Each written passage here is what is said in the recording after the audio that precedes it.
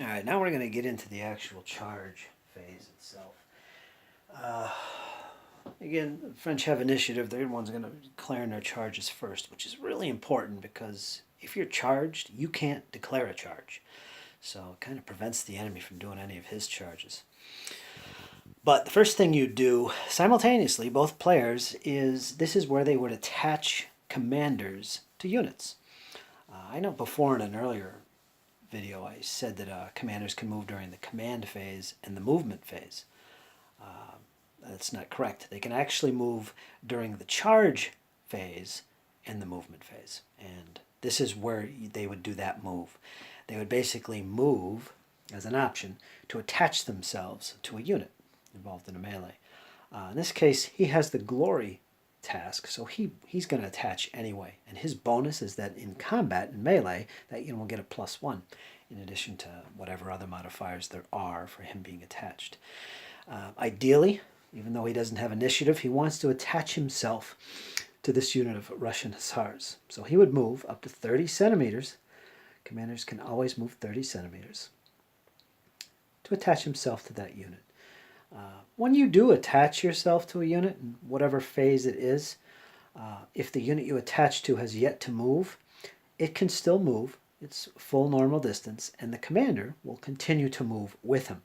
So he basically moves to attach and can move again along with the unit. So there's no separate movement rate, or it doesn't prevent the unit he joins from continuing its move. It just keeps on moving. Commanders are quite versatile, maneuverable. So that's done. Both sides would do this simultaneously. The French are fine, the Russian wanted to join, so that's taken care of. The next thing you do is, in initiative order, starting with the phasing player, the French, declare your charges. In this case, the French are going to declare 2 separate charges. He wants this unit of hussars. They're fresh. They want to charge into this unit. They also declares this unit as a supporting unit to the charge. It qualifies as a support. It's within distance of 10 centimeters and so on, facing in the same direction. So as an option for the attacker, he can declare this unit as a support. So there's the charger and there's the support. The defender, speaking of supports, if he has anyone that can qualify as a support, like this unit, for instance, in this case, they have to count as a support. So that's mandatory for the defender. The attackers, it's never mandatory to include a unit as a support. He has the option to do so. And in this case, he's choosing him to be the support. This unit is in position to be a support for him, but he opts not to. So this unit is not supporting this charge. And the reason for that is because the French player also wants to charge with this unit. In other words, make contact against this Cossack unit. And again, no fiddly wheels or anything. It's straight ahead movement in this case because it's right in front of each other. And he declares this Dragoon unit to be supporting this charge. This unit could, if you want, charge, say, against this target, or even against this target. They can both charge against them, but he's supporting instead. Basically, supports allow re-rolls in the charge resolution sequence, and they basically help you out. They'll also maintain their relative position at the start of the charge with the charging unit. So they're going to wheel and move up as well if the charging unit wheels and moves up. They're going to maintain that position. So that's the first thing, and that's charge declarations. Now, the Russians will now follow up with their charge declarations, and they basically don't have any or don't want to do so. He wants this unit to support this unit's being charged, so any charge it wanted to do is canceled, and this unit here, same thing. They initially wanted to charge, but the enemy's coming. Counter charges, by the way, which would happen here, possibly, are built into the charge sequence results. And again, we'll get to that in a bit, where both sides roll dice and see what the outcome of the charges is. That's where counter charges will kick in, that kind of thing. But in the meantime, charge declarations are made, and the Russians basically don't have any. So that's the end of that. Next in the sequence is to actually move starting with the phasing player, his charges forward up to 5 centimeters away from their targets. Now, during a charge, you can initially wheel up to a limited distance and then move straight ahead into contact with the charged target. You have to aim for the center point of the target or the closest point to you. In our cases, they're all straight ahead, so there's no wheeling to worry about. You have to end your movement within 5 centimeters. Well, I take that back. Not within 5 centimeters, but 5 centimeters away. So you don't move to contact yet. Instead, you move so you're 5 centimeters away. You start with this one here. You would stop at this point.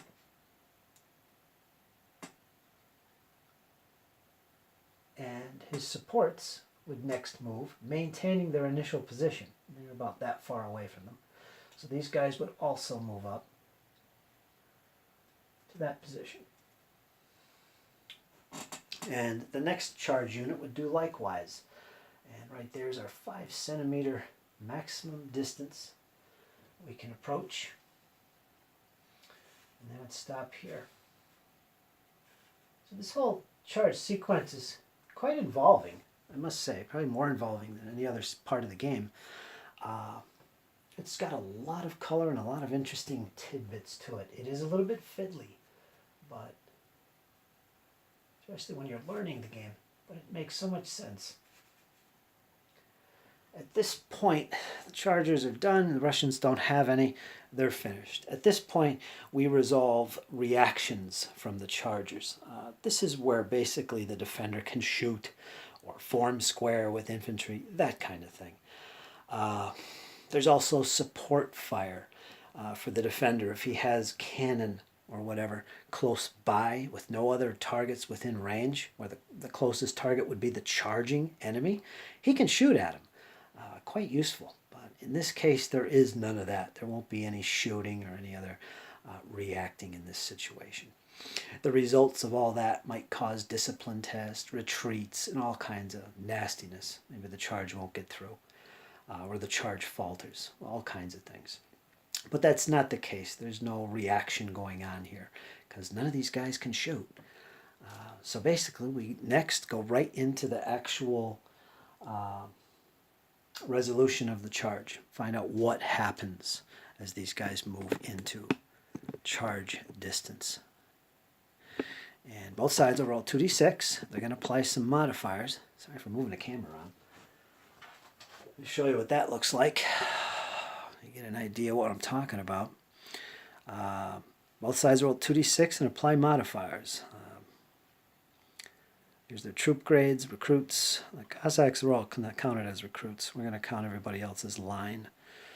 In this case, the French and Russian hussars. And then they'll go through these columns of modifiers that will apply. The supports allow rerolls, starting with the attacker. He can make his rerolls from his supports. Every one support allows one reroll. Basically, you re-roll one of your 2d6, like for instance, if it's too low. You might get a higher result with a re-roll from a support, in other words. The type of re-roll can be based on the support type. Like, for example, each elite, veteran, or line support unit allows you to a 1d6 re-roll. Each recruit, in the case of our Cossacks, massed column, square infantry line versus cavalry, or unformed support allows you a 1d6 reroll with a -1 modifier. In other words, I can reroll one of my dice, but that dice reroll gets a -1 on it. So if I roll a 4, it's now a 3. So it's impossible to get a 6 with a reroll with this guy. That's how it works. And finally, artillery, skirmishers, and garrisons do not support, so you don't get support from any of those units. So that's the modifiers. We're going to roll 2d6, apply some mods, and use our supports. That's next. So let's do that. We're going to start with this combat, and each combat will roll their own separate dice. So we're going to start with this combat here, or this charge first. The French will roll 2d6, and the Russians will roll 2d6. And we get a total. And by the way, if there's a double 6, it results in a destiny roll, which is a separate little procedure table that you roll on. Very fun to use. But anyway, no double 6s here. We got a score of 6 for the Russians and 9 for the French. Well, next is going to look at the modifiers and see what we got. That would be next. Let's see. Line. Well, first of all, we got to decide if we're going to re-roll. The French do have a support. They're good with that. They could get a d6 roll and re-roll that 3 and possibly get a higher roll. I'm not going to do that. We're going to keep this. And instead, we're going to do some modifiers. Well, you know what? Let's see what we get with modifiers, and then I'll decide if I want to re-roll. How about that? Makes a little bit more sense. The French are line. They are 0, so nothing going on there. No officer attached. Charge on is a task. Heavy cav, blah, blah. Campaign cavalry versus heavy or battle cavalry. Not the situation here. Unformed. He's not informed. Infantry versus column, line, square, infantry, cavalry on a narrow frontage. They're all the same frontage. Casualties, there are none. Hesitant, faltering, or demoralized brigade. No, not in this case. Defender flank, charge and flank, blah, blah, blah. All right, so there is no modifiers for the French. And like I said, I don't want to re-roll it. I'll keep that. So we got a final score of 9. So that's that. Now let's look at the Russians. I don't think they have any modifiers either. Oh, yes, they do. They are recruits. No, I take that back. They're Hussars, not Cossacks. The Cossacks will get a -1. They do have a brigadier attached, so they count as the next grade. So, let's see, line. We're going to count the Russian Hussars as line. They count as veteran. They're going to get a +1. So, they're going to actually be at 7 now. Differential of 2 in favor of the French. Maybe the French will take that re-roll. They can still decide. Charging on? No. Heavy cavalry lances. Campaign cav versus heavy cav? No. None of these apply here, as you can see. Casualties, blah, blah, blah. All right, and of course the Russians have no re-roll. So the final score would be, I added the +1 here. It was a 6. It's now a 7. Going against 9. Difference of 2. I guess if we look at this, the 2 result, this is where you would look. On the cavalry versus cavalry would be this. Could take the reroll. It's going to be a melee regardless. I think we'll just keep it. We won't reroll. So what we do is we take the differential, which is 2 in favor of the French, so it's positive. They're the attacker. And we look under this row, along this row, cavalry versus cavalry. Attacker, melee. What that means is they move into contact with the charged target. The defender, which is the Russians, countercharge and move into contact. So basically what happens is both these units will move forward until they contact each other. So basically they look like this. Basically they're going to meet in the middle.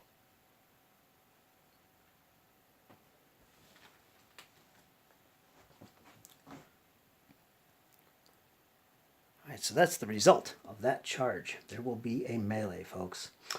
The supports will not move. They'll remain where they are because they're rear supports. If they're a flank support and they can make contact, they would also move into contact. So that's not the case in this charge. Now, the second charge involving these 4 units. Same thing. We're going to roll 2d6 for each side. And we get a double 6. So we're going to look up the destiny table, my friends, right there. The Russians rolled it. Anyway, the French do get 1 reroll because of their support, and it'll be a d6 reroll. And the Russians, the Cossacks, also get a reroll, but because these Cossacks supporting are recruits, the reroll will be a d6 with a -1. So not always a good idea. So first of all, let's look at this destiny roll. This is always fun. This is why I like these General de Brigade style games. They have things like this. Here's your destiny table. It's basically whoever rolled the double 6 in this case, which is the Russians, they're simply going to roll on this chart, and it's going to tell you if something wacky happens. So Let's do that and see what happens. This will be a separate roll. It's done immediately. We're going to roll 2 other dice, keep them separate. And they got a 3 and a 4. So a total of 7, which results in this result here. Discipline. It says, recover 1 casualty or reform/change formation or wheel or melee with Elan. Applies to his unit. We don't want to wheel, we don't want to change formation or anything like that, but I'll tell you what, that melee with Elan will come in handy. Basically gives them a bonus. So you know what? We're going to give them a melee with Elan token, or an Elan token rather, which is right here. So that was a good result. They got a little extra motivation somewhere. I'm going to take it to these charging French hussars. So there you go. That is the destiny table. So all kinds of fun things can happen from that. Use your imagination here. But still, we have to resolve this particular charge and see what happens. Which, pull out my charge table once again. Russians definitely don't want to re-roll, because if they did, they would be removing their 6 permanently, because they can only get a maximum of 5 with a re-roll, because they have a d6 minus 1 re-roll. Not good. So they're going to keep that nice juicy 12. And the French aren't going to re-roll either, because this is a nice 11. I don't think they could pull off a 6. Let's see what the modifiers might be before I make my final decision. I don't think I'll do it anyway. We're going to, let's see, the Hussars are line. The Cossacks are -1. So let's apply that right away to both of these guys. This will become a 5. Next, general attached. No, there's no generals attached here. Charging on, which is a ADC thing. Heavy cav, lancers, blah, blah, blah, blah, blah. Unformed.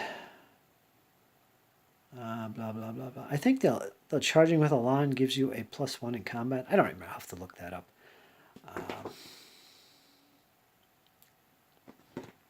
I believe it does. That would be under the melee results. So I don't see that anywhere else on here. So there it is. There's no casualties, blah, blah. And the supports we already figured out. So there we go. An end result is an 11 going against an 11. So it is a 0 result. So right here, I wouldn't want to chance the French making a reroll. It's too risky. So here we are, 0. Cavalry versus cavalry. So it's the same as previously. The French hussars will move into contact. The defending Cossacks will also countercharge moving into contact. So it's the same thing. So let's do that. They're both going to meet in the middle.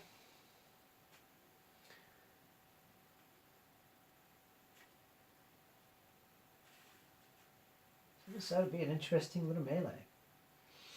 Now, these guys could also move if they can move into contact with the enemy, which they can't. At least not without making a wheel. I don't think they can do that. But I'm not sure about that. But regardless, they're not moving.